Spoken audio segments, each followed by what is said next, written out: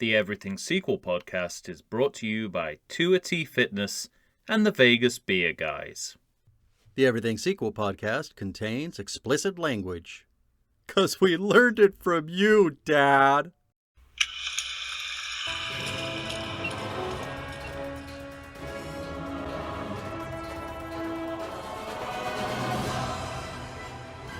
Hello and welcome to the Everything Sequel podcast. This is still the Spider-Man edition. Today we're talking Spider-Man 3. Michael Shantz here of the How Dare You Awards. Joining me, the man trying to keep the black muck out of his mouth, Tom Stewart of Lonesome Whistle Productions. Say hello, Tom. It's a funny feeling not knowing who you are. I get a bump on the head and I'm as free as a bird.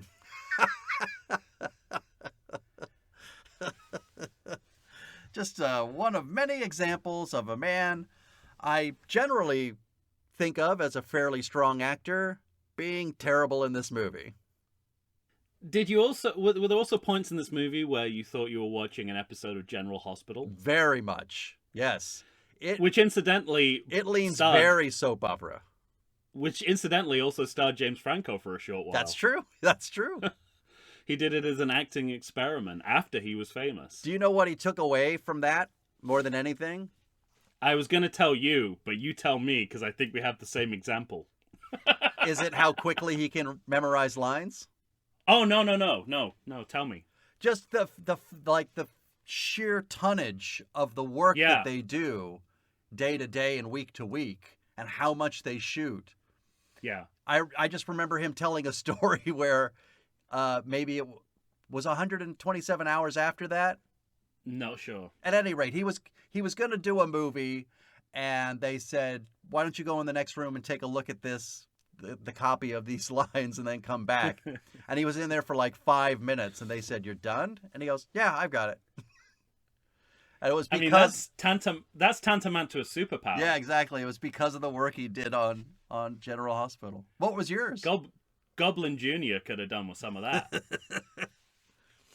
Well, mine was, I think we probably listened to the same WTF interview. When it was still safe to enjoy content that included James Franco. Right. No, I remember him saying that he learned the hard way. It's a similar concept. He learned the hard way how little his stardom mattered when he was doing a soap opera. Mm-hmm. Because, he assumed that having played the character, that once his time on the show was done, that the character was also done.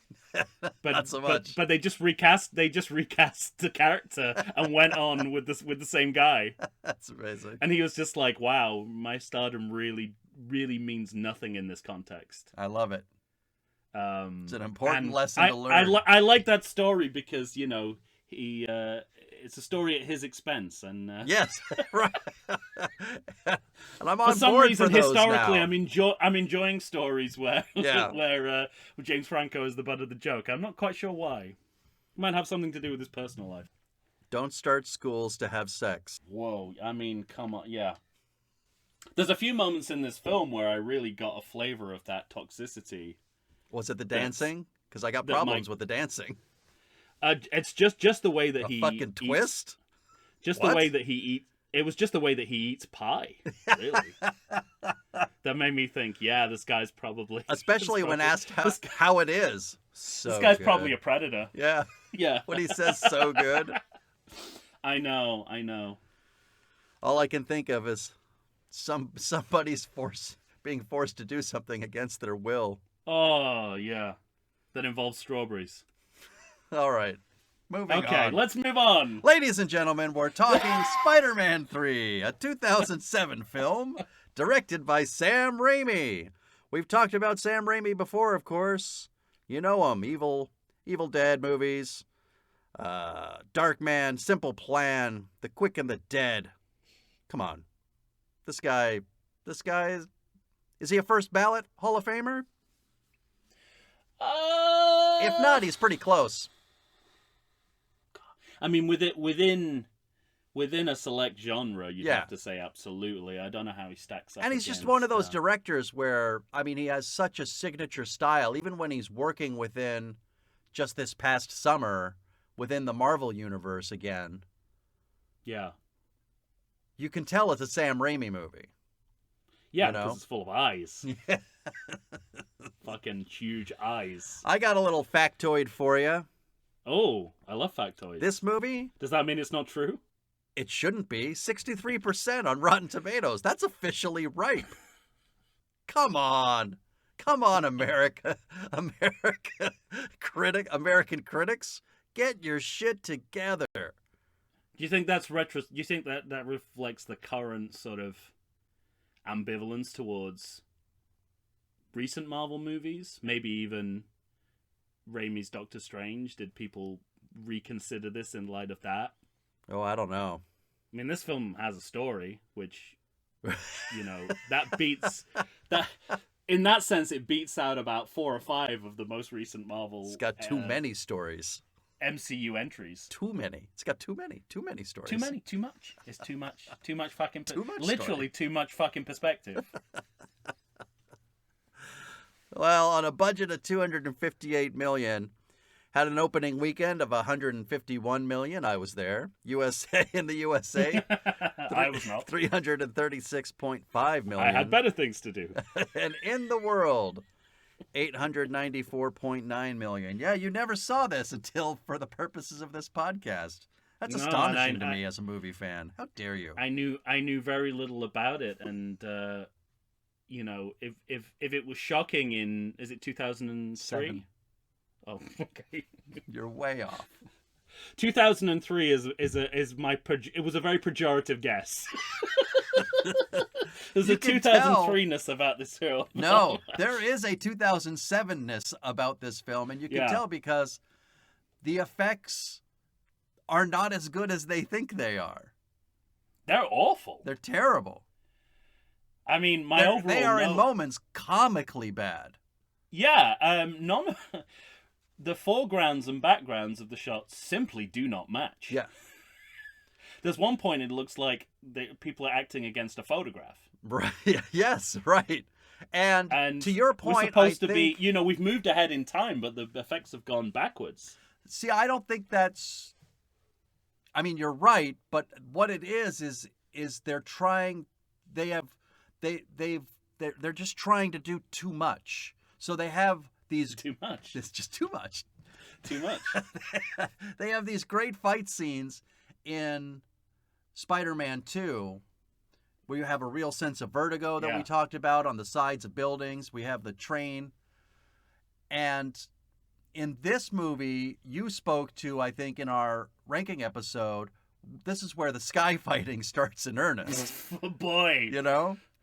And you Sky can't fighting and camera tumbling. You cannot get 15 minutes into this movie before literally it comes out of nowhere where Peter's just riding his motorcycle down the damn street. I thought I'd accidentally skipped to the end of the movie on Netflix. Exactly. I was like, we're here already? But, and I mean, you know, maybe I'll save it because we'll get there. But what you notice within the effects are one shot circling around. So they're, you know, that's what they're trying to go for. And they think that they've got the technology to do it. And they do not. They do not. They do not, I say, sir. Yeah, just to get off the Spinal Tap too much. Yeah. Is this a case of Fraser Crane's "If less is more, just imagine how much more is"? That's great. Oh my goodness. You know how I know this movie is a bad movie? Go on. Even the credits feel tired when they open up. Yeah, when your first reaction to the title sequence is the adjectives boring, bland, and cheap. You know what's you're in amazing trouble. about that? Is they're trying to do exactly what we loved in Spider-Man 2. Yeah, except they missed the point entirely, which Completely. was that it looked like a comic book. Right. So they've darkened the tinge of the web they've for no broadened apparent the reason. pictures instead of Right. putting them into, they're still trying to frame them, Yeah. but in a way that feels lazy and stupid. Also, why are you showing us 70% of Spider-Man 1 again and 30% of what happened in Spider-Man 2 as the Imbass recap? Well, I have a couple of theories about that. Go. Because you're absolutely right. There's way less of the second film recapped compared to the first. First They're of all, recapping stuff we already recapped within the series. But it's I think it's a classic example of the third in the trilogy looping back to the original. Sure. My other theory, which is borne out by the rest of the movie, is they're scared about following Spider-Man 2 and they want you to forget it ever happened. They know they've got nothing to beat it, right? That's amazing. If you could, I mean, that's those not are a my good two place theories. to start your movie from. That's from yeah. Fright. Well, yeah, and they went, so instead of the comic book style, they went to computer graphic style. So it just looks like stills of the people. Mm-hmm. So that basically you've taken the graphic element out of the graphics. Right. You're more concerned with photographic verisimilitude than you are Mm-hmm. it looking like a piece of comic book art, which again for me was the reason why it succeeded in Spider-Man 2. Also, I feel like this is much longer than the Spider-Man 2 sequence. Which makes no sense because there's hardly any of the second film recap, right, so it shouldn't be longer. Well, they had to put in, names of, I imagine of entities that were computer graphing. Right. Is that in there? I wasn't paying what? enough attention. I don't know. Hmm. So it blows any attempt at efficiency, and efficiency was what I liked about. Yeah. Also, what I liked about Spider-Man 2, it was like a précis of the first film, in a quick, it was just what you needed. Mm-hmm. This is both. This is both not enough and too much. Right. Never gonna. Imagine how much more will be. Yeah, we've moved on to symbiote credits. Was one of my notes. And the imbasses continue. We start with Spider-Man watching himself on TV. Yeah. Your a friendly backdoor neighborhood imbass. with like lazy dialogue. He says, "I'm your friendly neighborhood, Yeah. How dare you? And then we have an early commercial break as he walks through Times Square, and purely to see the products that are on offer. Apparently, the Spidey sense doesn't work on spitballs. Right. And I guess here's another big impasse. We get our first major inversion, which is that Spider-Man is now considered a mainstream hero. Right. Um, J. Jonah's nightmare is complete. Yeah. No, it's not complete. It's just beginning. That's true. His nightmare is he's basically a cameo in this film. Yeah. Right. And the broadest. I mean, we'll get there, but yeah, we'll get there. But I mean, it's not a good use of anyone, but it's a particularly egregious use of JJ, I'd say. Yeah, absolutely. MJ's now in a fake Broadway show instead of an actual play, as we saw her in the last film.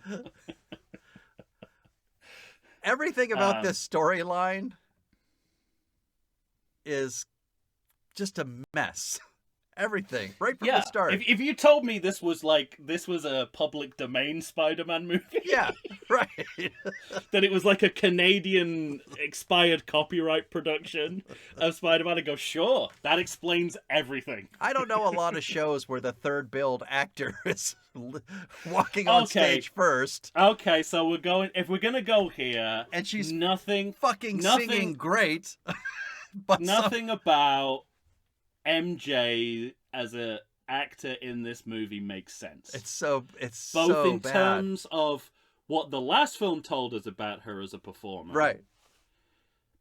And actually, just and what within happens the in this movie? within the narrative sense of this movie. Yeah. And part of it is, I mean, I am part of it. I'm looking at it from the inside as someone who actually works in theater. So I'm probably, I'm going to be critical of things that I simply know would not happen. Right. She would not be fired that quickly. Her union would get involved. Right. She would never be. Exactly. She would never be forced to take a job below her status that quickly. It might happen in like a year, 2 years. It's not going to happen in a week. In a day. You can't get fired from a show that easily. Right. And you certainly would have another job commensurate with your experience waiting for you if you were an actor at that level, which is what the last film told us she was. Yeah. She's not starting out, and she's white, blonde, and beautiful, and young. And singing well. And when, well, this is what I don't understand. When they pan the audience is way into it. They're all smiling and loving it. This is actually a rare moment in this movie. I wanted it to be more broad. I wanted her singing to be worse, and I wanted the audience reaction to be more critical. Because what we get, as you say, is James Franco. Fine singing, and then a couple of theatre goers, a couple of under fives, who are like, yeah, she was good, she was pretty good, and I'm like, what are you trying to tell us? Yeah, right. And I mean, the only broad part comes from James Franco looking through his binoculars. Twiddling his imaginary mustache. Yes. But like that. The problem is, I get within the frame of it that is there to gaslight Peter Parker into thinking that she's better because he's in love with her, and he doesn't see that she sucks. Except, as you said, she doesn't suck. Yeah, she's perfectly. She's fine. She's at least competent. And I wish that, I don't know, I wish they'd done that in a different way. Like, I appreciate the fact that they've done everything in this movie a different way. I know, but I appreciate the fact that they've gone for subtlety here. Right. And that she's not like, a terrible singer, and that the audience are kind of nonplussed. I appreciate that, but in the story you're trying to tell, it doesn't help. Yeah, we get off on the wrong foot. Right. Because of what the rest of the film tells us. She's immediately fired. She's, she ends up taking a job as a singing waitress. And aside from the fact that simply would not happen in terms of plausibility, it also doesn't make sense within the story you're trying to tell. Yeah. But apart from that, I think it's great. I mean...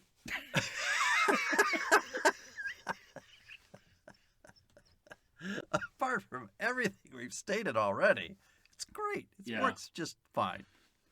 Yeah. One of my notes is how thinly this movie gets stretched early on, because... So also a bad sign. Peter's at a play. Yes. That play, you have to assume, I mean, we're meeting so many characters, and it feels like we're meeting them all after midnight. You know what I mean? Yeah, I do. Because he goes from the play, then we meet the Sandman who's breaking into Teresa Russell's house to see his kid, and then we see Aunt May. Is Peter meeting Aunt May at what time? Very good point. All I know is he's a shitty son, because he's waking up an old woman at midnight.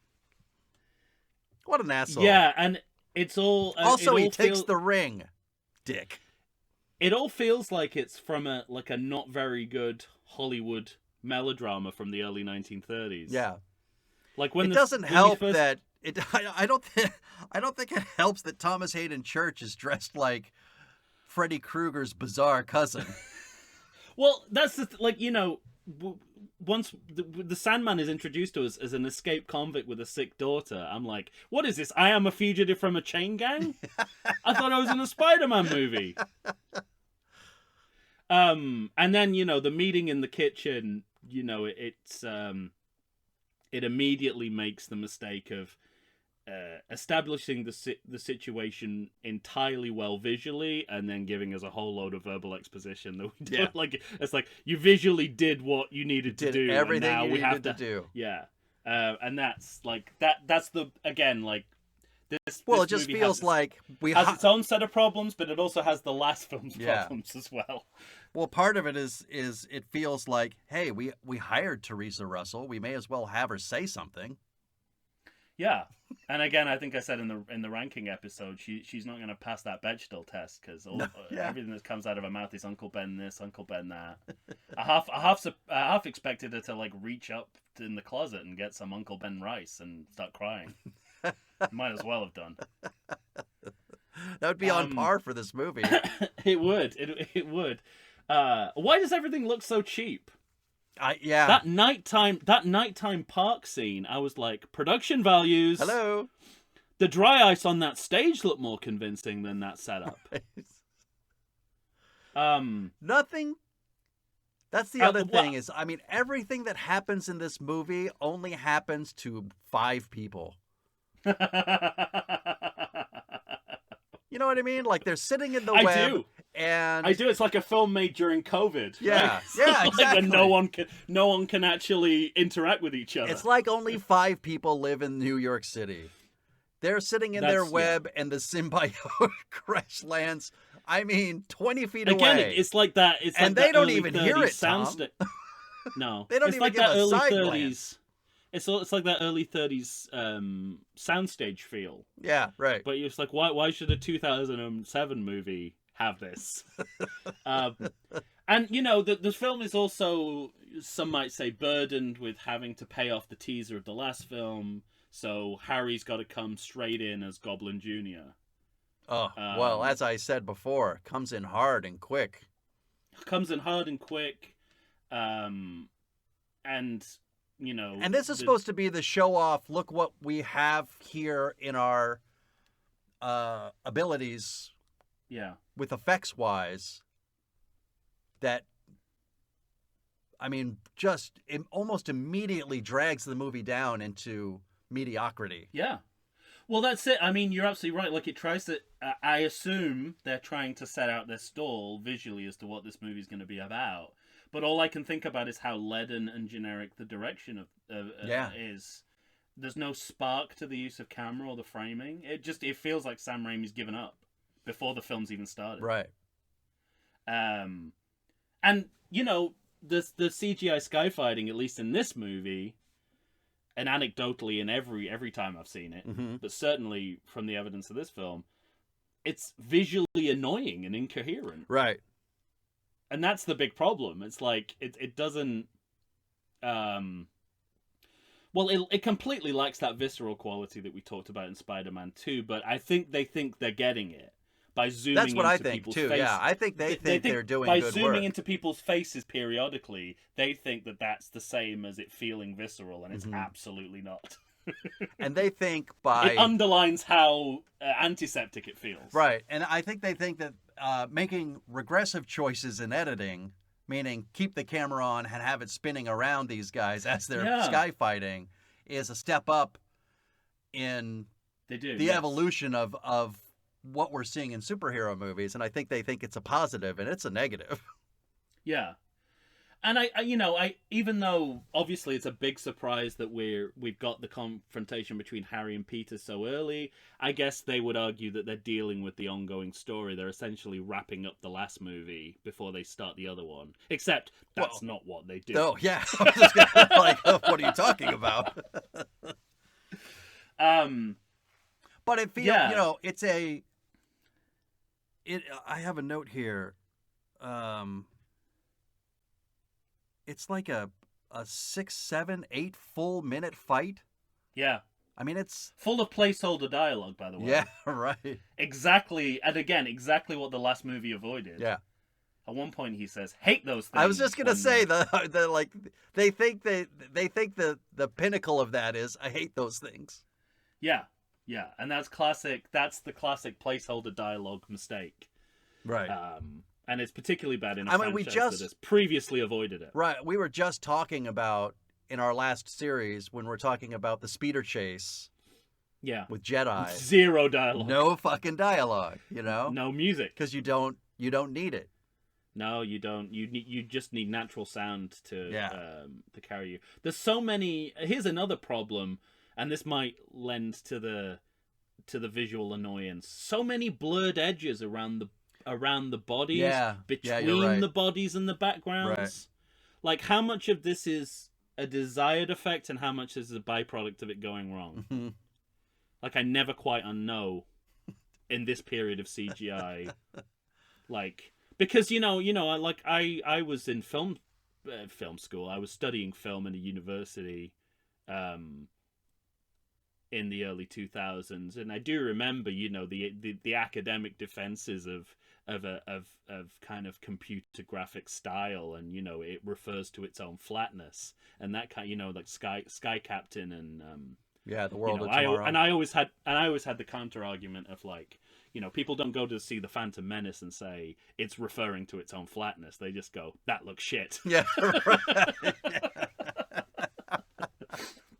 That's great. But I always wonder. It's like, the people making it are like, wow, that's new, that's different.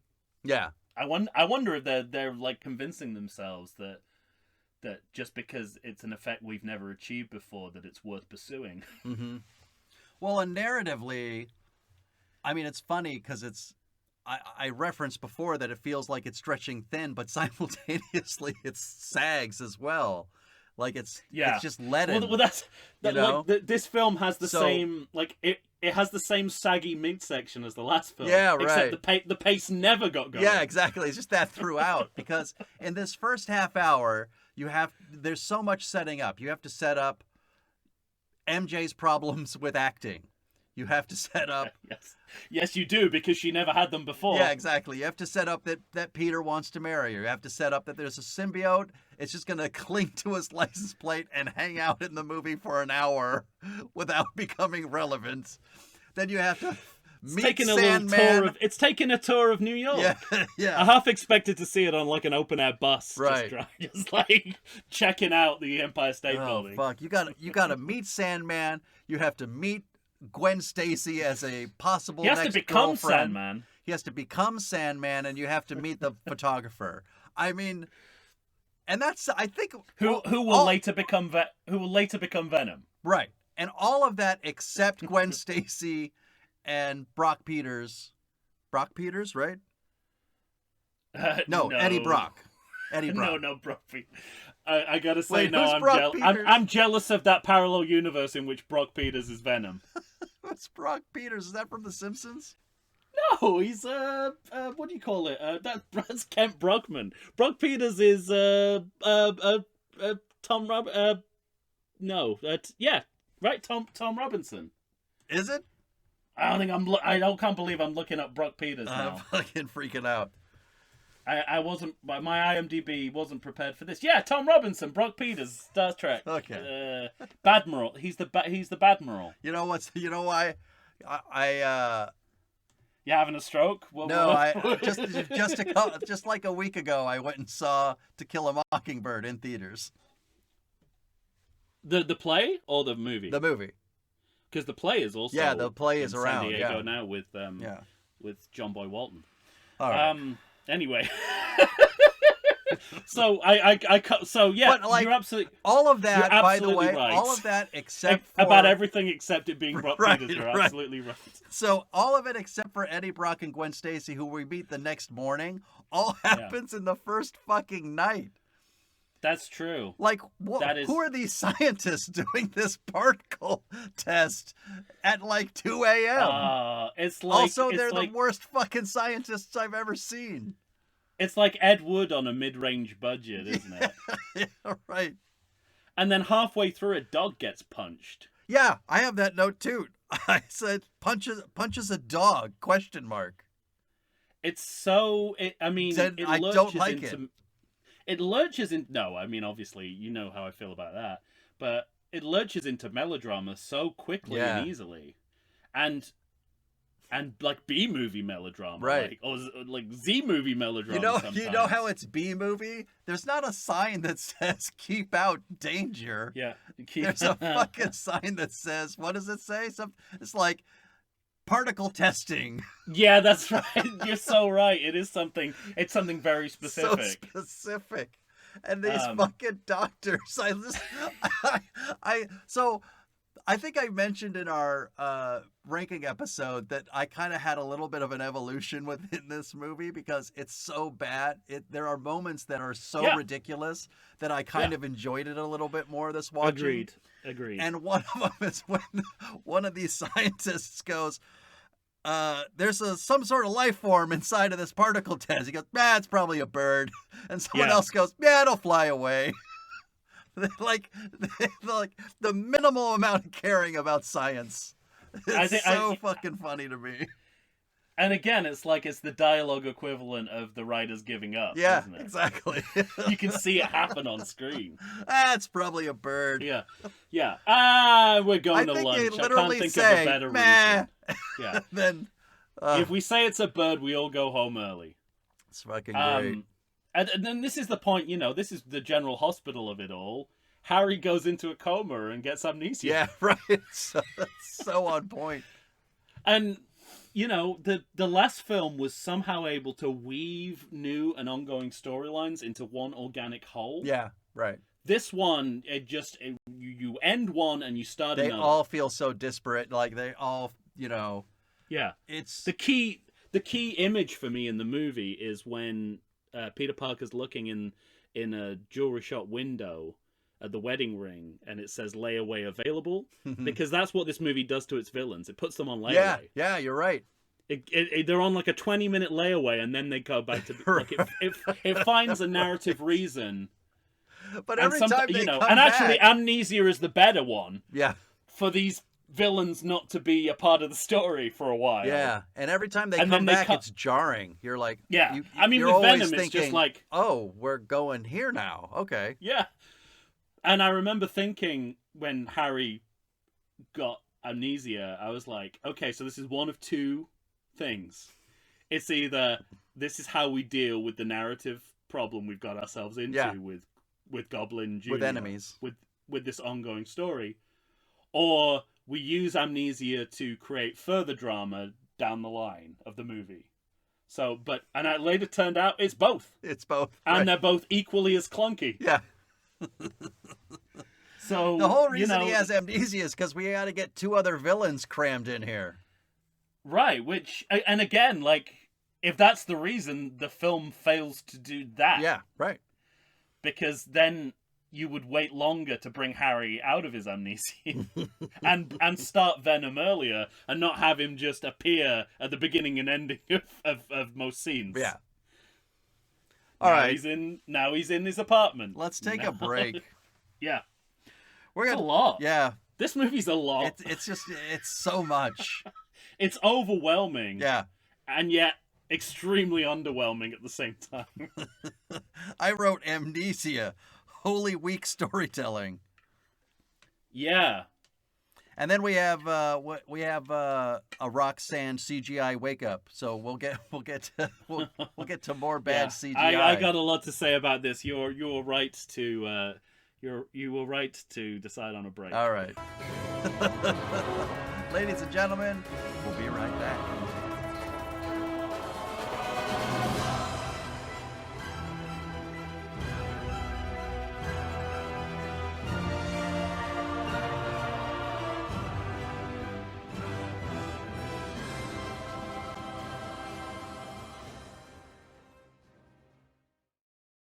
Does the coronavirus have you feeling oogie? Have you been sitting on your couch for weeks? Nay, have you been sitting on there for months?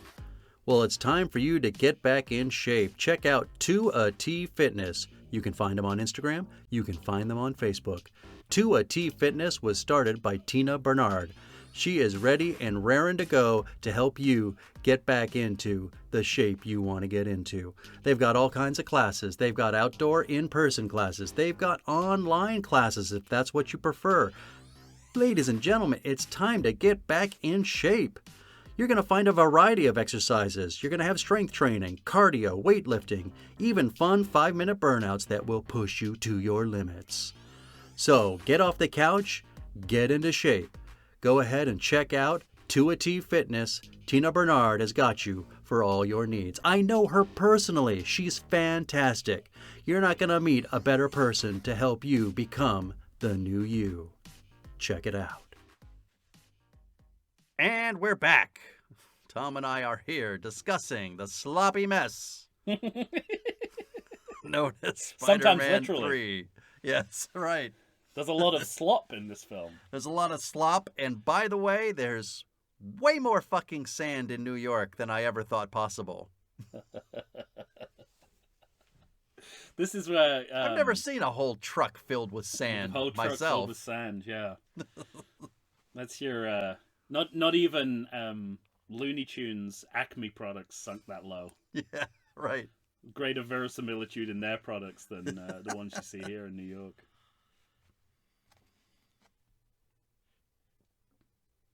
So you have more to say about CGI Sandman. All I'll say is, again, it's a perfect example of something that's not nearly as good as they think it is. Yeah, they clearly think it's the showstopper effects moment, don't they? Well, they linger on it long enough for to Yeah, make that's you what I think that. mean. Yeah, And there are two problems with this, at least. just two. No, at least minimally two problems with this. We talked One, in the last. it sucks. Well, okay, three. We talked in the last film about how one of the strengths was that it never let the effects carry the narrative. Yeah. The effects were just part of the world, of the story. And this is setting out your stall and This is saying the exactly the total opposite. Saying, right? saying, this is all you have to look at Yeah. and think about. And also, I mean, maybe this is why I thought it was 2003. Morphing is already dated a good 10 years by this point, right? Like We talked about it in Star Trek 4. Early 90s is the peak of this, like, Yeah. morphing, when morphing was all you could do with CGI. It was Odo in Deep Space Nine, the T2, Yeah. Liquid Metal. And I feel like we grew out of it. And except this film This is more than 15 years later. yeah, and it this looks film worse. is pinning, you know, all the spectacle of the movie on something that even by 2007 people would see as dated. And it doesn't help that Sam Raimi makes the choice to show to show such a close up that it looks like rocks Yeah. tumbling over each other to become what we, as we pan out, realize is sand, as if you couldn't figure it out immediately. And as the, you know, as the Sandman story, such as it is, goes on, you keep waiting for it to feel visceral, and it never does. No, yeah. Even when his face is eroding against a moving train, Yeah. you're waiting for that moment of body horror that never comes. Mm-hmm. And if you can't achieve it in that moment, what's it all for? And I was going to say, because that's probably the best moment we get. And But it's still not good. It looks completely fake. It never Yeah. feels like it's happening to a person or a No, face. yeah. And I don't understand why you would do that sequence if you can't achieve If you can't that. make it work, right, Yeah. right. Especially if you're Sam Raimi, who, you know, you would be Who embarrassed. should know better? Yeah. Well, you'd be embarrassed to come up that short on your body horror. I would think. Again, we get back to the 5 people that live in this fucking city, because Gwen Stacy, despite being a science nerd, is also a model. Right. Yeah, and again, I don't know what this movie's trying to tell us about this woman. Yeah, right. Right. Because she's in, and I think there is this is a rocky film for women. Yeah, for sure. Parts of the last one are, but this one is too. So she's in the science class, but she's copying from Peter. So she's in a smart milieu, but she's not smart. Copying? Or he's tutoring her on the side, or I don't know what the movie's trying to tell us. Yeah, I mean, they're About their working together, and yes, he might be. And then the next time we see her, she's just, she's a physical object because she's Yeah. a model, and it's like, oh, what are you trying to tell us? And a damsel in distress. I'm like, oh fuck, Big time. It's like, and she's between the father and the boyfriend. This is the worst. Some of the worst dialogue, maybe ever. So I basically to sum up, I don't know what's going on with Gwen, but I'm pretty sure it undermines women. Yeah. Right. Yes, right.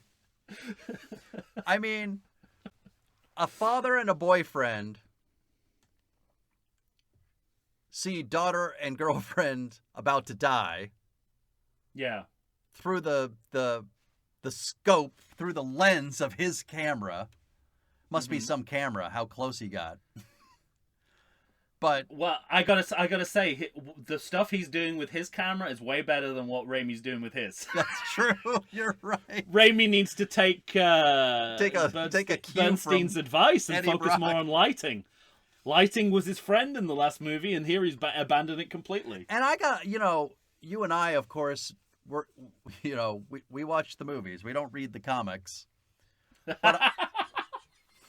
But if there's one thing you learned from the very first episode of this, we know shit all about the comic book origins of any superhero movie. But I do know, despite my Brock Peters fuck up, I do know that Eddie Brock is the name of the character in the Venom movies. Like that's the name of the character. And so I have to wonder... So this guy becomes Tom Hardy at one point? Is that what you're telling me? Yeah, right. Exactly. Oh my God. So what I have to wonder... That's just made this movie worse. Yeah, exactly. Like, our fans of the comic book, they can't be happy with what a piece of shit Topher Grace is in this movie. He's such an asshole. Or Peter Parker. Yeah, that's true. And, I mean, sometimes that happens where characters are underwritten to the point that they're just not sympathetic. Mm-hmm. Except it really matters in the story of this movie. Right. It's you don't need a darker version of Spider-Man when Spider-Man himself has been an insufferable jerk up until this point in the film. Yeah. And it's interesting because... But I also, just to go back for a second, okay, I really hate when he looks through his camera lens, he says, "That's Gwen Stacy." The dad says, "What?" And looks through the lens. He's like, "Who the hell are you?" He goes, my name's Eddie Brock. I'm a photographer for the newspaper.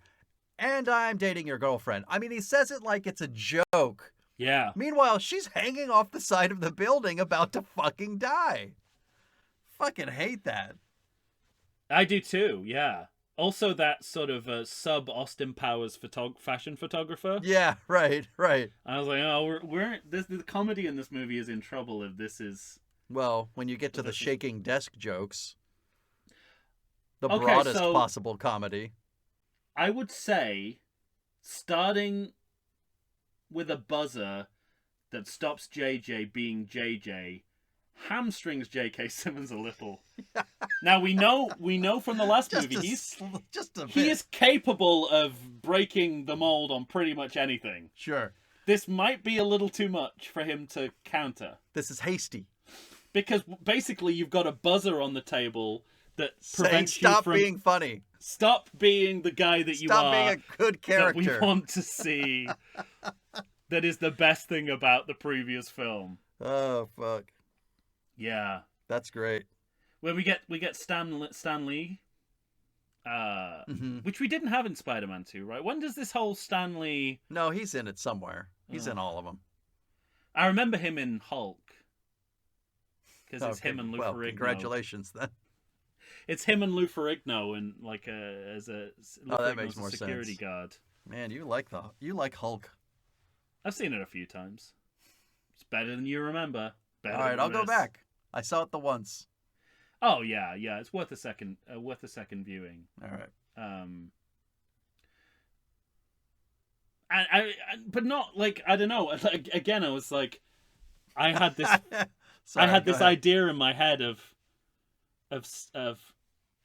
Stan Lee cameos, obviously prior to his death, used to be good, and they got increasingly worse. Yeah. This is not interesting or funny. No, I think they're. I think Are they always bad? Yeah, it always immediately takes me out of any moment that I am trying to be in. It's really good in the Lego Spider-Man. Is it?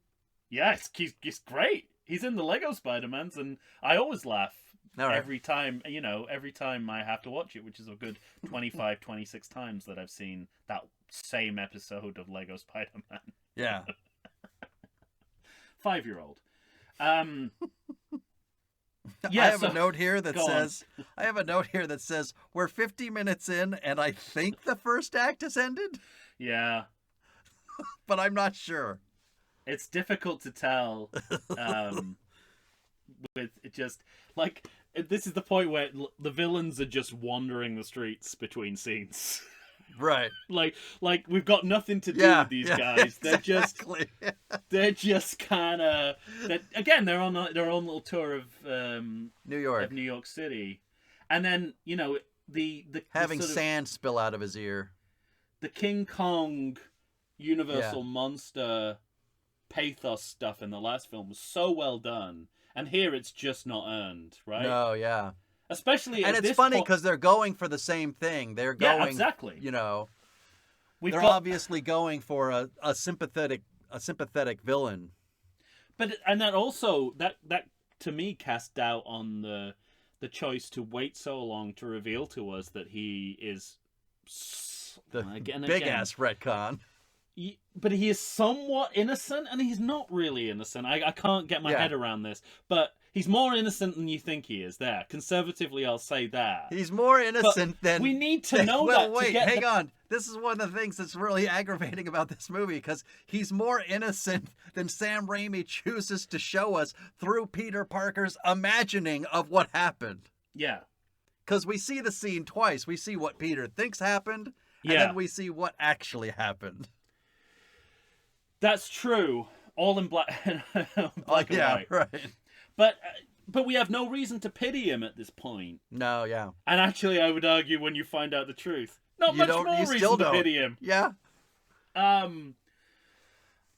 It's just I mean, the film throughout is also trying to again, and this is what the third movie in trilogies tend to do is like. We go back to the key iconography of the past two films, and they repeat the kiss moment, but with a different woman. See, but I'm totally on MJ's side. Yeah, how could Peter fucking do that? How could you be so vapid as to not understand how upsetting that would be? Here's the problem with the Spider-Man bit of the movie. We talked about how Spider-Man 2 leeches off the plot of Superman 2. Sure. And Spider-Man 3 does exactly the same with Superman 3. Because, they're not on... They just need to be on top of the Empire State Building. Dark Spider-Man... the Statue of Liberty. Dark Spider-Man is essentially Doucher Man. Right, yeah. And there's even the scene where Dark Spider-Man goes to Aunt May there's the equivalent scene of Lana Langley and where he's like the bridge the accident on the bridge. It'll wait. Yeah, I'll get there. It's the same scene except what's like and obviously I'd like to see. I would have liked something of a bias towards Superman 3. Yeah, but I would have liked to seen Black Spider-Man flinging peanuts at glasses. Basically the Venom version of Spider-Man in this movie has the same effect on Spider-Man as the tar-infused kryptonite in Superman 3 has on Superman. Except that there's a character change there. Like Clark Kent isn't acting like a douche and then, having some tar-infused kryptonite and then acting like a bit more, like progressively more of a douche. He's, it goes from a guy, a decent guy to a not decent guy. Right. And for some reason that tar means he doesn't turn evil, he just becomes a toxic male. Right. And the same is true here. Yeah. Like, he's not evil, he's just a douche. Finger gun he's douche. Spider douche. Finger gun douche. But there's no contrast because it's like it's a culmination of everything we've seen about Peter, and that's not how it should work. Yeah, right. As a storyline, you don't need a dark Spider-Man when Spider-Man has been dark throughout the entirety of the movie.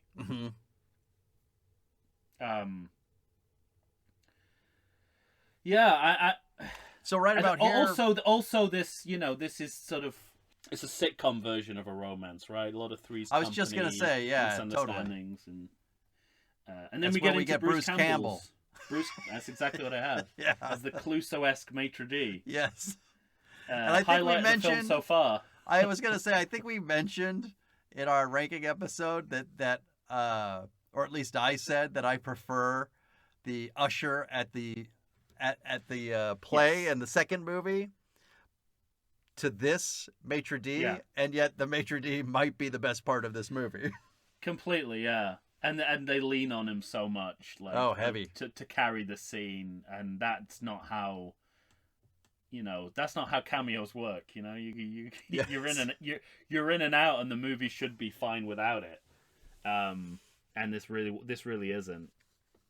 Every time he's clapping that guy back to go away again, really gets me. He's funny. Mm-hmm. Yeah. Again, all this you've already alluded to. I think we kind of we brushed past that armored car robbery, the Sandman. Okay. I don't know. It's our first peek into. Well, no, it's not the first peek. I mean, obviously, when we first see Sandman, that's a pretty big peek into how terrible the effects are. But when he grows out of that sand truck, the famous New York sand trucks, it was shockingly violent too. Like, I got to imagine that cop's dead. That cop that went through the windshield. Yeah, and Spider-Man's killing even more people than the villains in this film. Yeah, right. Which again doesn't do much for his status as hero that he's supposed to fall from. Right. Yes. And the repartee is just awful. I'm the sheriff around these parts. Mm-hmm. It's like even Lego Spider-Man would balk at that kind of dialogue. And everything has to be reduced to a joke. And it's really interesting. Right. Like, where do these guys come from?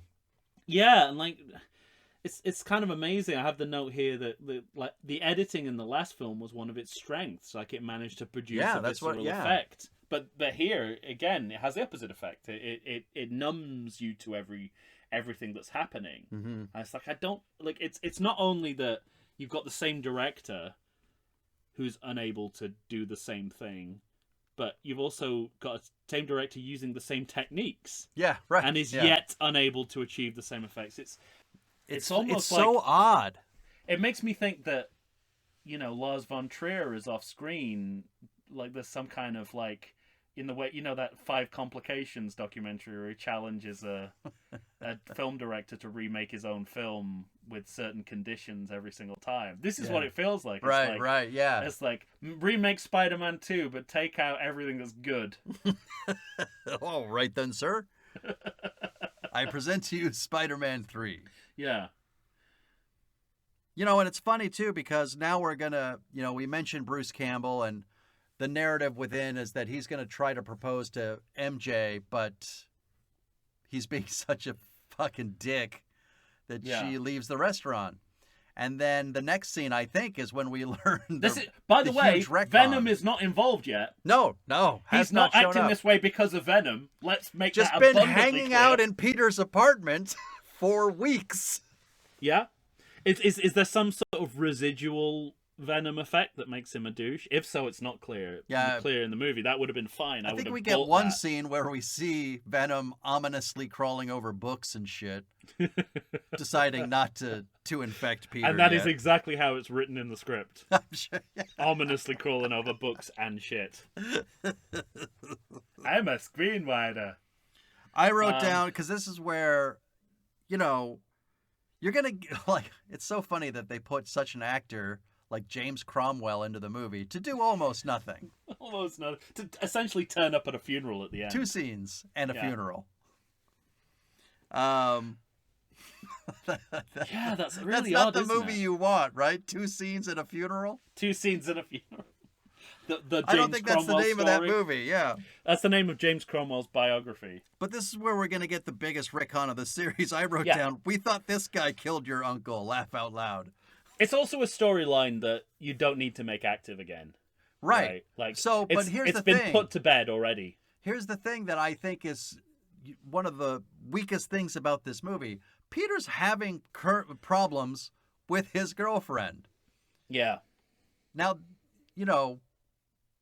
you would think that might be enough internal conflict for a character, and yet they try to, like you said, they loop back to the first Spider-Man to try to build this internal conflict. Yeah. So all of a sudden he's going to be angry Spider-Man again, which I guess is supposed to lean in towards the symbiote. Right? But, I mean, again, we don't know the comics, but is that why Venom picks him? Yeah. That's not clear in the movie. But the Also, Venom movies would make you think that Venom is strictly with Eddie Brock. So I don't really know how the like we said, I don't know how. I think he does overtake. I don't know. I'm not qualified to talk about that. Let's not go down that road. Yeah. So yeah, and you need to do a hell of a lot of retconning to make Ben's death a storyline again. Mm-hmm. And there's some other terrible storytelling here. The fact that the Eddie Brock story has just been reverse engineered for him to get a photo of Spider-Man doing something dark. And that's bad enough. But when you realize that doesn't even happen, and that he has to Photoshop it. He's got to glass it. You're like, it's like, so you reverse engineered it, right, and then didn't do the thing that you reverse engineered it for. Yeah. And just generally really weak connective tissue between any of the storylines. Like, really thin. Spider-Man gets venomed. Sandman's Ben's murderer. Venom attacks during a dream. I mean, it's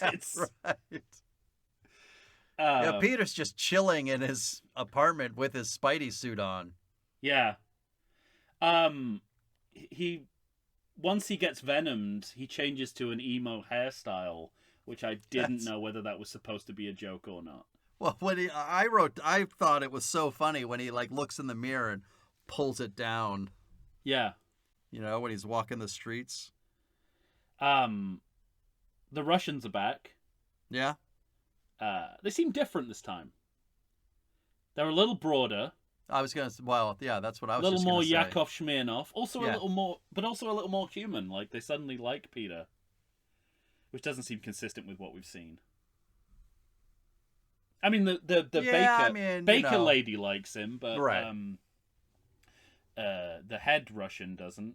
The dad Russian, yeah. He's a good boy. MJ becomes a singing waitress. They obviously cut that scene. One of those many singing waitresses jobs. They obviously as if this already doesn't make sense, and they're cutting the scene where it shows you what happened. You know, you just see the want ad being taken out of the window by the guy from Office Space. Yeah. And it's like, I'm sure it's like, do you think he'd be happy that he got his scene cut? I know, right? Or not? Also, I mean, let's not gloss over it, because omelets? Well, I was going to say, it's an hour and 5 minutes into this movie when Spider-Man finally becomes Venom. Right. That's a long time. And at this point, so we have a kind of like a switcheroo, don't we, where Harry's become the nicest guy in the world. He's become the James Franco that we knew before before we knew who James Franco was. Before incidents happened. Yeah, and he's just making an omelet and dancing. Oh, the dancing. Fucking hysterical. The twist? Why are we spending time on... Well, first of all, why are we spending time on this? Also, and this is so basic. It's so basic. I can't believe this film got this wrong. But if any film was going to get this wrong, it was going to be this one. He says to his butler, and we're not done with him. Oh, man. No, yeah. Harry says to his butler, I love this. I've got company. Can we get some food? Get some food, right? Now, to me, that means ordering food. Yeah. In the next scene, we see them cooking. I'm like, no, the word is groceries. Right. That's not what the last scene told us was going to happen. But I also like, because what is it that Harry says that the butler doesn't understand? I don't know. He says, I'm having some guests over, I think, and he says, some guests? He goes, yeah, some guests. Can we get some food? Some guests? Because I put the implication that he's like a loner now, that he doesn't have company because he's been alone for so long. There's so much surrounding that butler that I don't understand. Oh man, that is just the beginning of what I don't understand about that butler. Love it. Harry. We have we talked about it earlier, but we have that big ass underground fight between Spidey and the Sandman. And it feels, this movie is so set piece heavy. Mm-hmm. And again, it's one of those, every time they have a set piece, it's look what we can do. And absolutely, it's not much. It's effects centered storytelling. Yeah. Of the worst kind, and sadly that is the legacy of this film, I think. Yeah, right.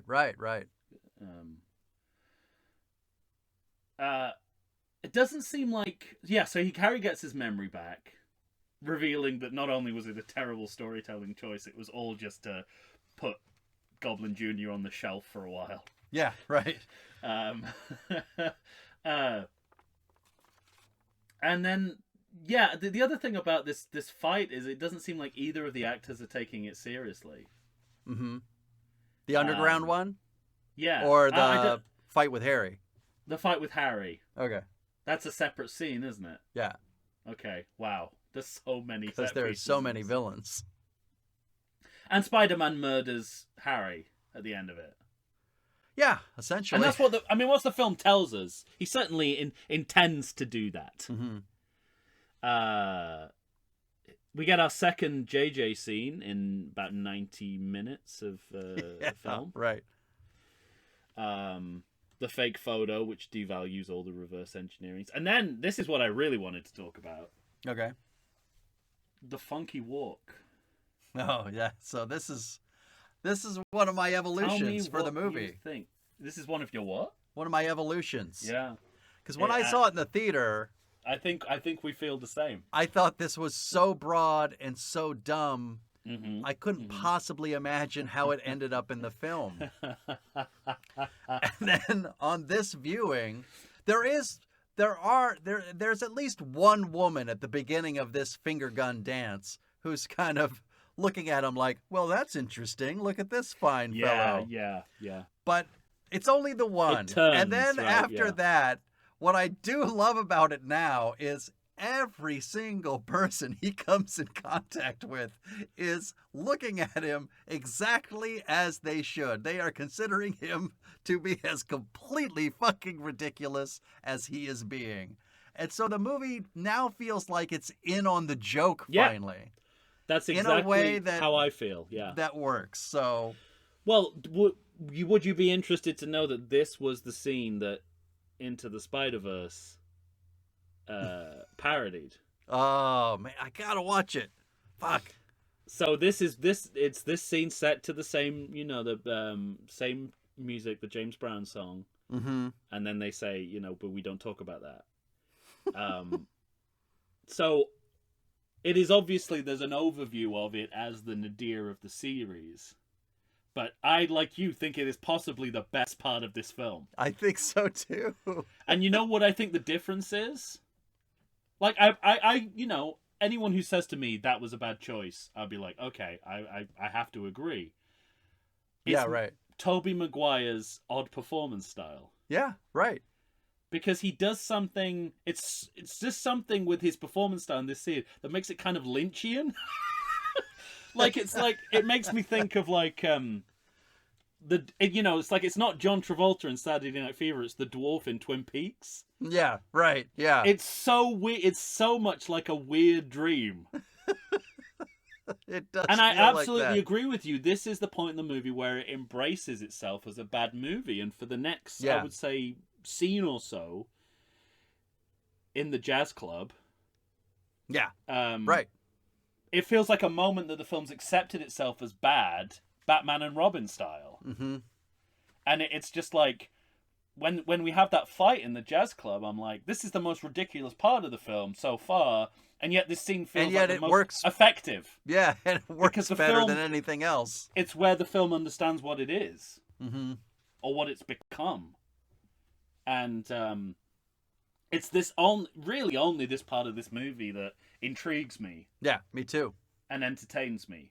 And it's precisely because it accepts what it is and what it's become. But what was interesting for me was I you know, because like I said, I reacted so negatively to it the first time I saw it. And the entire fandom did, clearly. Yeah. But to have such a turnaround, to realize that, oh, no, this is when the movie is actually working at its best, was quite a fun find for me. I tell you what, why don't we take another break? Yeah, I think that's a good point. We'll take another break, and maybe we'll talk about the bar scene a little bit more and go on from there. Yeah. All right. Well, stay strapped in, everybody. We got so much more to get to, including the fight big reveals coming up of all fights. Right after this.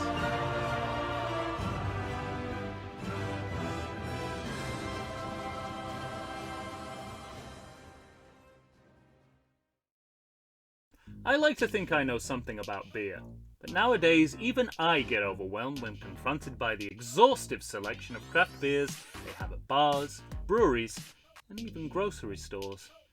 Back in the day you had one, maybe two craft beers to choose from, and if you were confused, you ordered a Guinness. But in beerstinations like San Diego, the craft beer options lately are in double, sometimes even triple digits. So what's a beer drinker to do? You need what I need, the Vegas Beer Guys. Your beer of choice should be a perfect blend of malt and hops. And so a live show about beer needs that same balance. And the Vegas Beer Guys matches beer expert Dan Aker with self-proclaimed beer novice Stephen J. Weiss. The results are eminently drinkable. They're on Facebook, they're on Instagram. They'll try new beers, they'll tell you about beer. Think of them as your beer Sherpas guiding you up a foamy-headed mountain to reach the peak of your pint. God, I need a beer.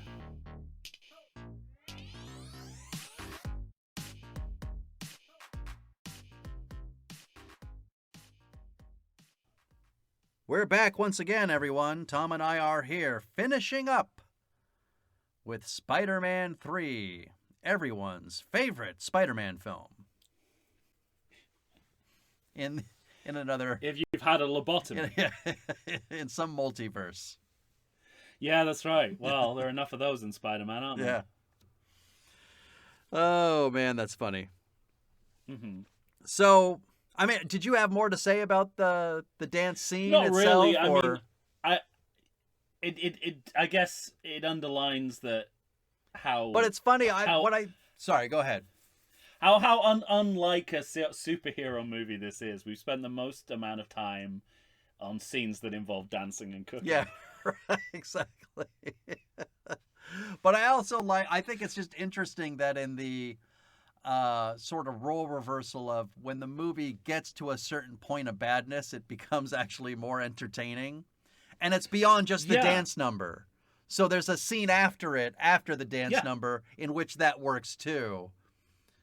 What scene is that? The bar scene. Yeah, the bar scene, but we're still in the jazz club. I think that. But I'm talking separate from Peter just walking down the streets with the. Yeah, no, I agree. Yeah, everything. And the finger guns and the dancing. We're of like minds here. Yeah. Everything in the jazz club, from that walk, the dancing, and the fight, and then as a hard cut where that gloss dissipates when we get into that church. Right. And I mean, again, like early 30s Hollywood melodrama. I half expected Victor McLaglen to appear in the background and having, as an IRA soldier who's just been shot. Let's hear a final cheer for the last, scene demonstrating the only 5 people that live in this fucking city. Well, it's coincidence writ large. Yeah, that's it. Most the storylines in this movie, they only cross over by happenstance and chance, right? And this is a key example of this. It's so tenuous that Brock would be in the same church. It is at the same time. But there's the slightest continuation of so bad it's good, as Brock sits down and says, "It's Brock, sir," and then asks Jesus to kill Peter Parker. Asks God to kill Peter Parker. Just do me this one favor. Kill Peter Parker for me. Well, then you go back to Robert Vaughn in Superman 3. It's like, all I asked you to do was kill Superman, and you couldn't even do that. That's guy great. who was unemployed guy who is bizarrely good at computers. So maybe that's this movie's problem. They just needed to lean into the badness more. Well, maybe they needed a Richard Pryor center to gravitate all the storylines to. They need that chewy Richard Pryor center.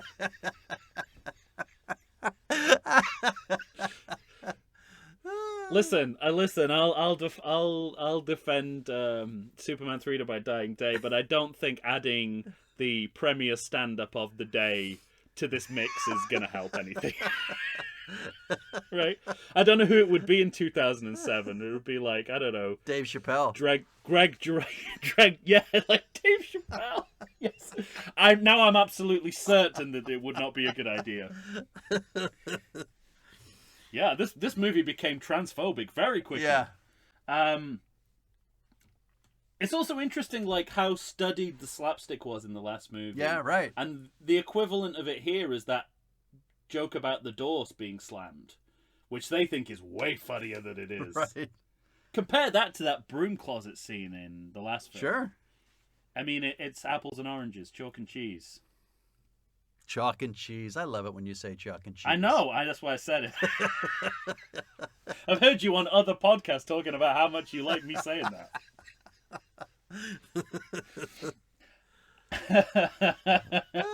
I am nothing if not pandering. Why is Aunt May out of focus? When she's the one speaking. It wasn't just a mistake. Keep it. We're moving on. Yeah. It's like, I hate to tell you that. That's pure Ed Wood, isn't it? That's like in Ed Wood the movie, where they're like, those cardboard gravestones keep moving. It's like, no one will notice. Let's move on. She's just plain out of focus. That's great. And I guess it's a choice, but why would you have the speaker out of focus? During a monologue, no less. Yeah, it's a fucking hour and 45 minutes until Venom, proper Venom, actually shows up in this movie. Yeah. And then immediately finds Sandman. He's our third act villain. What I love, right?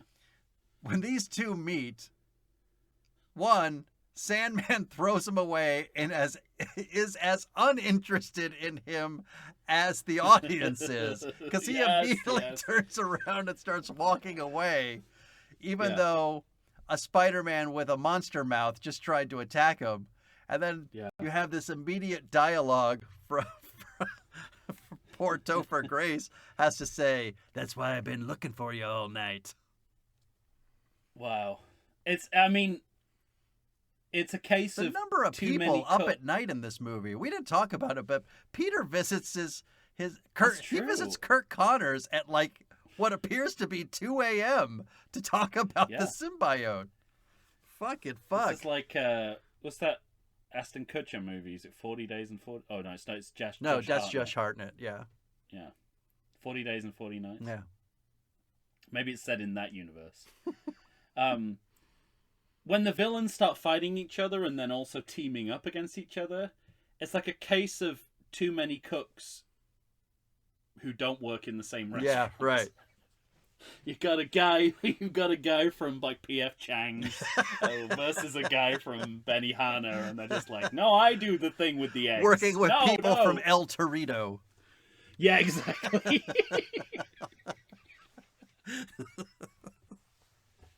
Fuck. Here's a surprise for this series. MJ's kidnapped again. Sure. I mean, this turns out better than... Her function is to get kidnapped by one or more sets of villains in each of the film.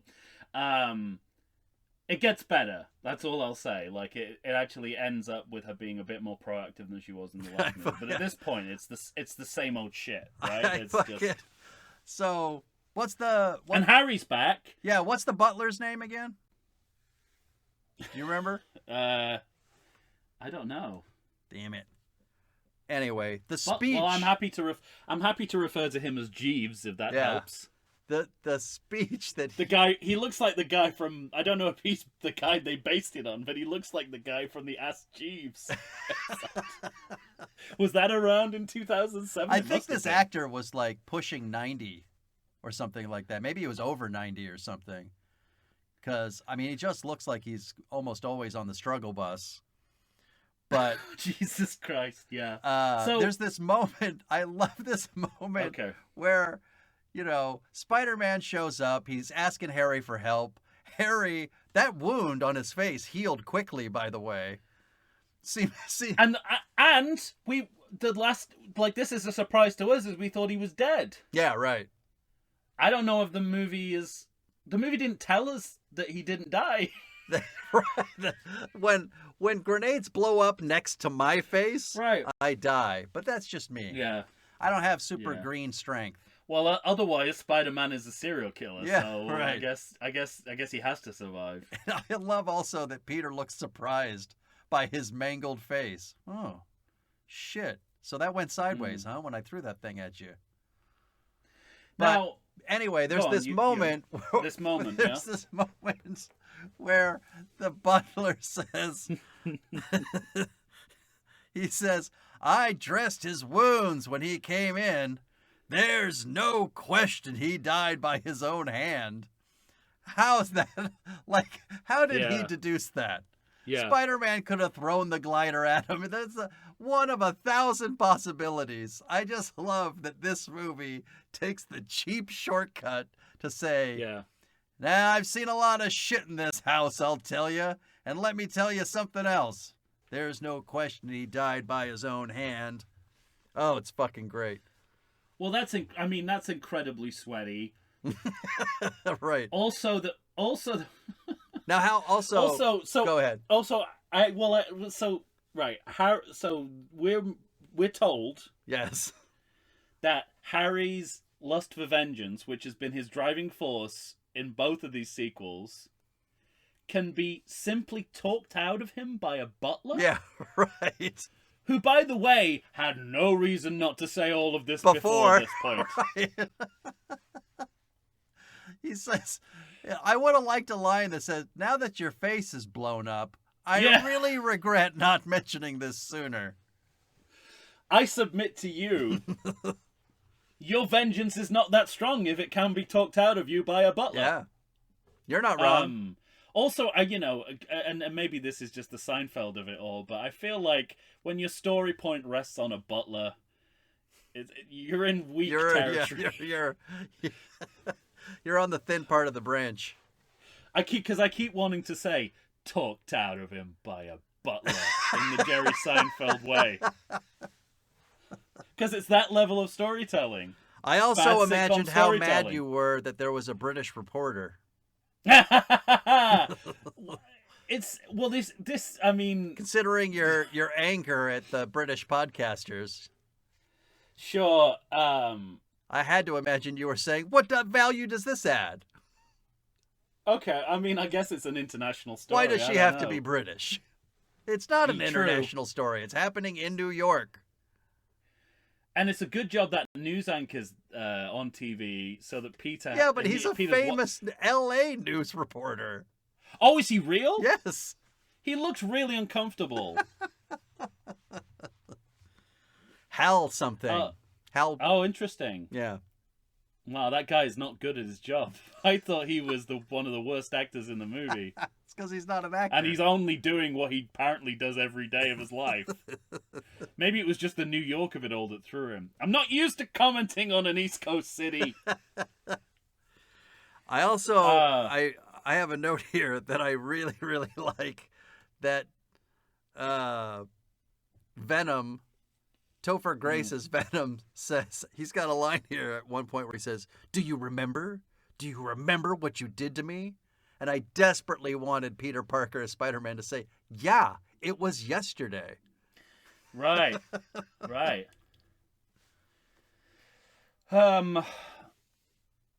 posing against the American flag. Now, there's no sense that this is ironic. Oh, right? no, yeah. It feels like... Do you remember that...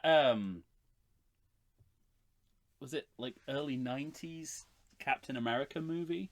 Mm-hmm. With Like like Salinger's son or something like that? I think so. Like J.D. Salinger's son, I think. I didn't know that detail. I think as Captain America. Oh, wow. Because I remember renting that movie when I was younger, and I specifically remember one moment in it, which is probably the most jingoistic thing I've ever seen in a movie. The president of the United States, who is armed and involved, is fighting with Captain America. Of course. And they're hiding behind cars in a parking lot, about to, spring a trap on the villain. Like Donald Pleasance in Escape from New York. Kinda. And Captain America goes, "Mr. President." He's like, "Yeah, good luck." And this is this is the first thing I thought of. Yeah, sure. It's like, that's, this reviled Captain America movie is not too different from this. You know what's one of my notes, too? Because when Hobgoblin or Goblin Jr. or whatever New Goblin is called, actually, in the comics, when he shows up and kind of sort of saves Peter, but he says, a couple minutes earlier would have been nice. What are you going to do? It reminded me that in the first two movies, there's great chemistry between all these actors. Yeah. Between MJ, Spider-Man, between Harry, and it's all gone in this movie. It's not there. As you said, James Franco's focusing on that intellectual juggernaut of a movie, Pineapple Express. He might be, yeah. Yeah, but I don't understand it. Everyone is off their game, right? Yeah, everyone. I mean, when Thomas Hayden Church gives a totally anonymous performance, right, something is up. Yeah. I mean, he's an actor I look forward to in films. Same with, obviously, J.K. Simmons. Of course. And they just can't get it. Partly they can't get a look in on to do anything interesting. But you're right. I mean, there's a sense of like nobody's there nobody's jibing with anyone. Yeah, not at all. No one's gelling at any point. But that's both on screen and behind. That's with the director too. So maybe it's just a write-off. It's just like nothing is gelling. I mean, one of the biggest reasons I knew that even Sam Raimi was failing in this movie is the moment in which Peter has all the bars, the pipes coming down and clanging, and yes, he chooses to show us a flashback of what we saw 15 minutes ago. Wow, I mean, yeah, absolutely. You've lost... You think we don't know what's happening? You've lost the thread. What, are you, insane?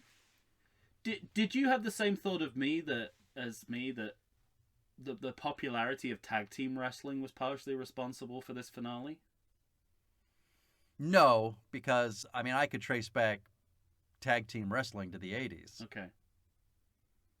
But like the multiple villains and heroes, and some of them decide to fight, team up and then fight each other. It would seem like WWF logic to me. We've talked about it before, though. We talked about how even as early as Batman Returns, had multiple villains, and is really the one singular movie that was able to kind of seamlessly put it together. Maybe I'm just trying to rationalize why they would make this choice, because it's unmanageable. Oh, it's out of control. Yeah. And then there's a final moment. Of it's close to so bad it's good for me when Spider-Man actually starts putting the poles into the cement, but they have superimposed a little Tobey Maguire face on it. That is, it's laughably ridiculous. Yeah. It's sort of an cute, look what they tried moment. It's interesting to me that, if you look at it historically, the development of CGI, this movie is full of the kind of CGI that still doesn't look good. Flying, jumping, like the stuff that when you look at it now, you go, it still looks shit. Yeah. You still got to think of another way of doing it. Mm-hmm. But that's this movie's baseline. It's what drives everything. They should have paired JJ up with this child earlier in the film. Yeah, right? I would have been happy if every time he was on screen, it was him with and this that child. It was his child. Talking yeah, shit right. to each other.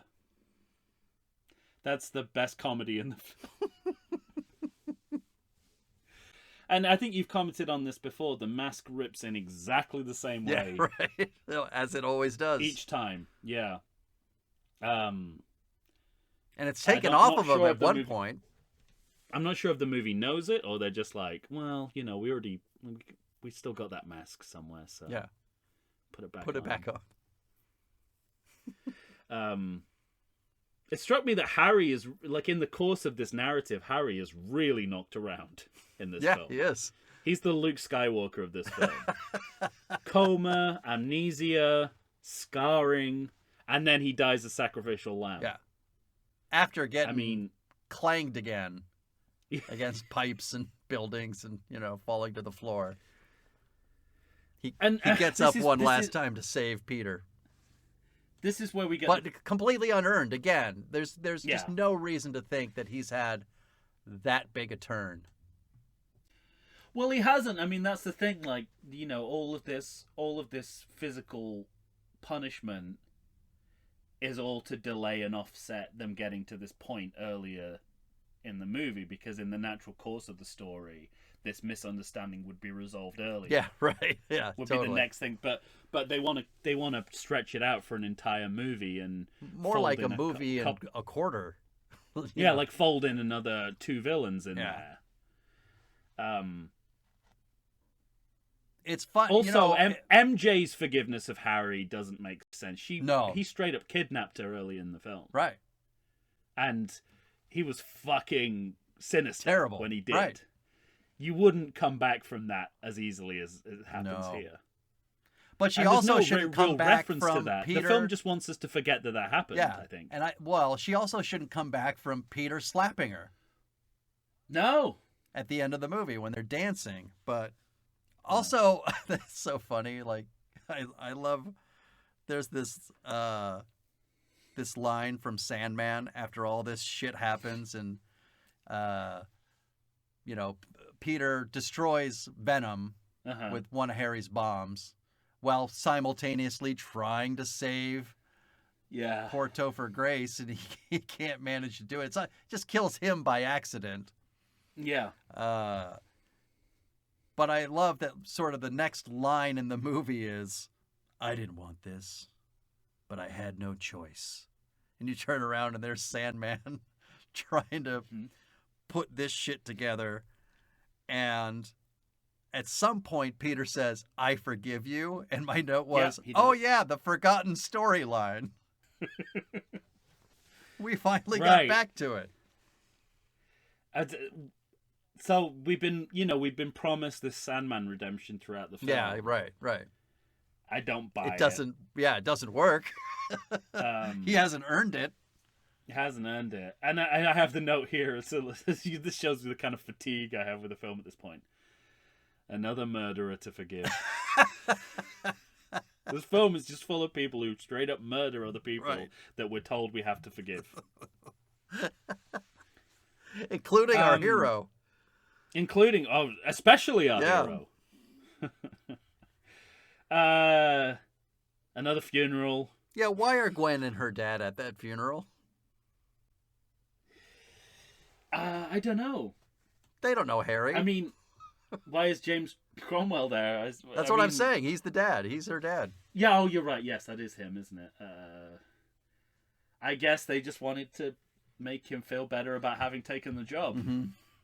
We'll get you in here, James. We'll get you in. I can't imagine knowing James Cromwell. From what I hear, Can't imagine he would have been happy with No, yeah. being fobbed off like that. Doesn't seem like the guy who takes bad news well. Right. Back in the jazz club to end the movie. Right. I tell you, we've we're talked... back in the we're back in the 1930s as well, because she's singing a song from Some Like It Hot, Yeah, right. which I know was made in 1959, but it was set in the late 20s. So Thank you. Before you complain. Everybody got that? Yeah. But I think we've talked specifically about the good endings that both the first Spider-Man and the second Spider-Man have. Yeah. And boy, does this one not. It's a non-ending. Yeah, I mean, this one does not raise to that level. All it tells you is that Peter and MJ have gone absolutely nowhere in their relationship. To go, right? They've just all that's happened is that they've seen it tested by some external factors. Mm-hmm. But they're exactly where they were. But that they don't belong together. And between, and I think that's kind of a famous... between the end of Spider-Man and the end of Spider-Man 2, there is significant development. Right. And a zero here. No, yeah. I think that's sort of a famous thing within comic book fans, too. Because I think if you were to ask comic book fans, they would say that Gwen Stacy's supposed to be the more uber love of Peter Parker's life. Mm. So it's interesting that they went with Mary Jane in the first place for these three movies. That is interesting. Are they trying to pander to the comic book fans at this point? I don't know. By bringing in Gwen, yeah. I have no idea. All I know is, like, I wrote down. I mean, I'm at the credits. Did you have it? Me too. You know, one of my I said sad credit music. It's just emo. That's what it starts with. Yeah, emo bands, right? To me, it's like they're announcing this franchise is over. Well, it's partly that, and then partly the style of Venom they're trying to link to the emergent emo subculture, like bands like the Killers. Not emo. Not strict. Emo. Not emo. No, I wasn't. That wasn't why I brought it up. I genuinely had that note. I forgot that you once called it emo. And the Killers, who I know people will be angry about saying are an emo band, but they're definitely linked to that. Yeah, one of mine. I wanted to ask you, which ending credit song is worse, the first or the second one? I don't know. I put the second one. I'm glad we decided to stick with the black and white comic book style of the last movie. Mm-hmm. That gives it some consistency. Last minute elevation of a bad film. I'm struck by the fact that this film has a scientific consultant. I forget where any kind of real world science was mentioned. Maybe when he's talking to Kirk Connors. But even in that scene, he's talking about like alien goo. I know. You haven't gotten any of this on you, have you? When he clearly has. Look at him. And is it the only thing I could think of is in that opening montage with the lecture. Yeah, right. That's real stuff being said there, but for all it matters, he could have made it up. Peas and carrots, peas and carrots, peas and carrots. Nothing, right? Yeah, exactly. Nothing's being said that we're going to care about. Greg Nicotero of Walking Dead and George A. Romero zombie film fame built that dog puppet that the only dog I remember is the one who gets punched. Right. So I'm learning in the credits that was a puppet, and that one of the best people in cinema, in prosthetics, built it. I don't remember actually seeing that dog on screen, or why they had to get a big name in to do it. Yeah, to make a dog.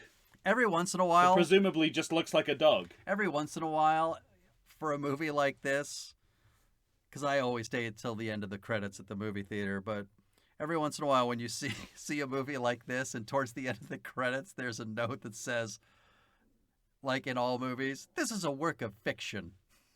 It always manages to get a chuckle out of me. Yeah. Oh, you don't say, huh? And the credits bear out how wobbly the effects are in the movie, because it's that that trend of several different effects houses Yeah. working. Right. So there would be no way It's too much to work for one house. Yeah, and that verifies what you're saying. Is like they're trying too hard, Right. to push what they have rather than paring it down to what's manageable. What can work. Yeah. Yeah. And that was and then the emo feel of the soundtrack. Oh man, writ large, and how big much the haircut and Venom is part of that look. Mm-hmm. That's what they kind of latched onto.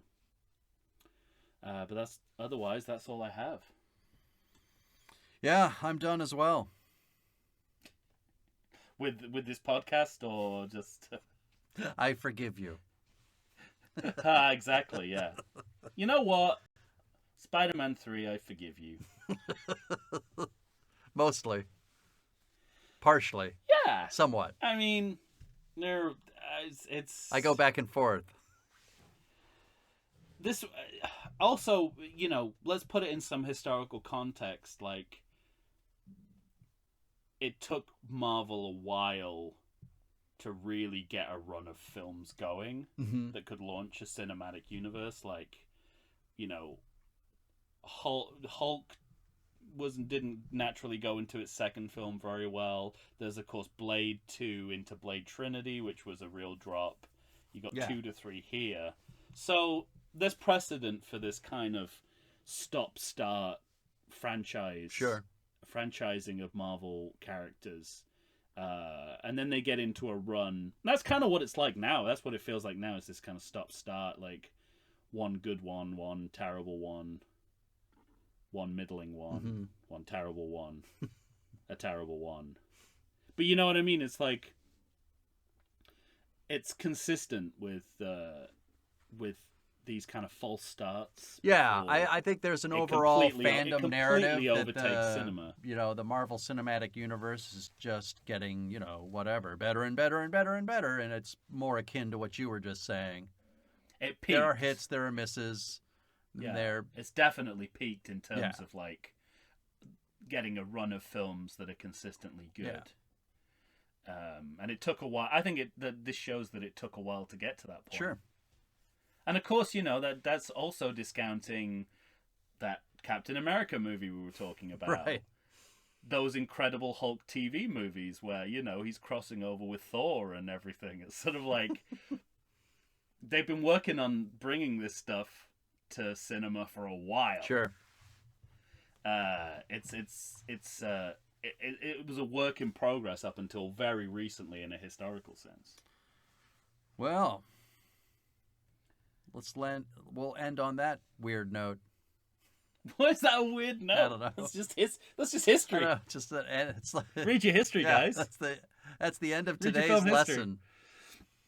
Next week will be your test. Yeah. Marvel movies are back at this level. There you go. All right, ladies and gentlemen, you know where we stand. You know what we think of Spider-Man 3. How could you not at this point? But you don't know why we don't hate it more. Yeah, right. You got to tell us. Neither do we. Yeah, Neither do we. Affection. Something akin to affection. At least twice during this movie. So you're going to have to find us on Facebook, Instagram, or Twitter. Send us an email to everythingsequel@gmail.com. For Tom Stewart of Lonesome Whistle Productions, Michael Shantz here of the How Dare You Awards. When you hear us next time, we're pitching. Yeah. All right. I'm excited. Me too. Say goodbye to everybody, Tom. Where do all these guys come from? That's what counts. Too Many Cooks. That's what counts as comedy in this movie. Do you remember Too Many Cooks? No. The Adult Swim released in the early hours of the morning sitcom title sequence, but it was a fake sitcom called Too Many Cooks. That's great. But you didn't get the sitcom, you just got the title sequence, which was like 10 minutes long. And the joke was it was called Too Many Cooks, and it was every kind of sitcom. That's great. But because it was like an 80s style sitcom, you had to tell the setup for every one of them. Too many cooks. That's what this film reminds me of. Big time.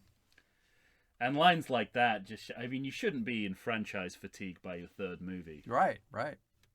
And you shouldn't know your own problems and put them into the dialogue. Yeah, right. But as we've seen again and again, that's what bad sequels do. At some level, they know they're going wrong. Right. And they can't help themselves but to draw attention to it. To draw attention to it within the frame of the screenplay. Yeah. All right.